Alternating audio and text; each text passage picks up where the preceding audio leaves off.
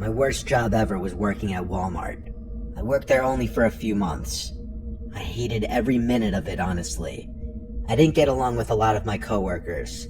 The customers were crazy and weird, and I felt like a lot of people just generally were unfriendly. I was 24, and Walmart was my second job to make ends meet with my new apartment. Sometimes I'd work register, sometimes I'd work the desk outside the fitting room, and sometimes I'd work general sales associate. On this day, I was a general associate, walking around the place assisting customers and straightening things on the shelves. I interacted with a bunch of people that day. I still remember dealing with some of the dumbest customers I'd ever had the displeasure of interacting with, but nothing could have prepared me for who I was going to run into that day. I got a random pat on the back, and I turned around to see my ex-girlfriend Casey. She looked super happy to see me and went in for a hug. I was surprised because she didn't live anywhere near here. I asked what brought her here, and she said she heard through a mutual friend that I started working here recently.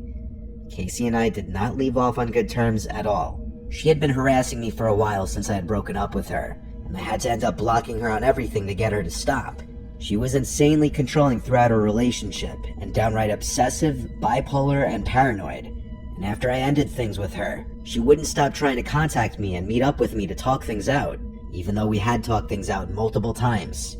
She even left multiple voicemails crying. I take no joy in any of that. I don't say any of this to belittle her or make a joke of mental illness, but she has issues, and I came to learn that, and I had to tell her multiple times her behavior is not normal.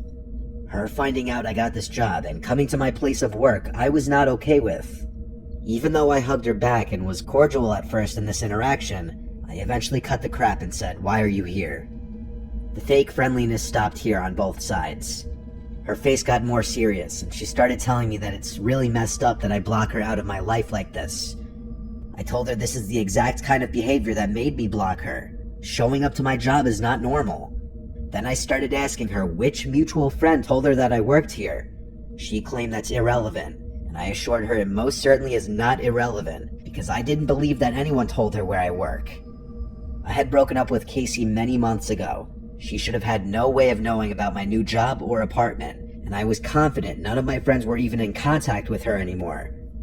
I told her I'm seeing someone else now. I have to get back to work. Please leave and don't contact me again. She refused to leave, so I simply just started walking away to an employees-only area. She didn't follow me back there. It was at this moment I actually started considering trying to get a restraining order. After my shift was over, it had to be like 11 p.m., closing time. I left the store and went straight home. My roommate was home, his car was in the driveway. I parked next to him and went inside. I went straight to the kitchen to make myself a late dinner, as I always would after closing shifts. I microwaved some frozen meal and went to the living room to play video games. For a while, this was my only time to unwind and do what I wanted. I played for maybe an hour, then went to bed. I woke up not long after falling asleep. I thought I heard something. I looked up and realized my bedroom door was open. I definitely did not do that. My roommate Paul goes to bed really early because he works early, and there's no chance he'd just get up and randomly open my door. I got up and walked out into the living room. I turned on a lamp and looked around the place. I went over to the front door, and it was unlocked. What the hell was going on? I was thinking, did Paul leave? I looked out the window and saw that his car was still there. I locked the front door. Then I went to his bedroom door and tried opening it. It was locked. I knocked on the door lightly once, and he didn't respond, so he was asleep. I was genuinely confused. I went out front and looked under the pot where we kept a hidden spare key. It wasn't there. My heart was in my throat at this point. The only person in this world besides Paul and my family who knows that I like to hide a spare key outside is Casey.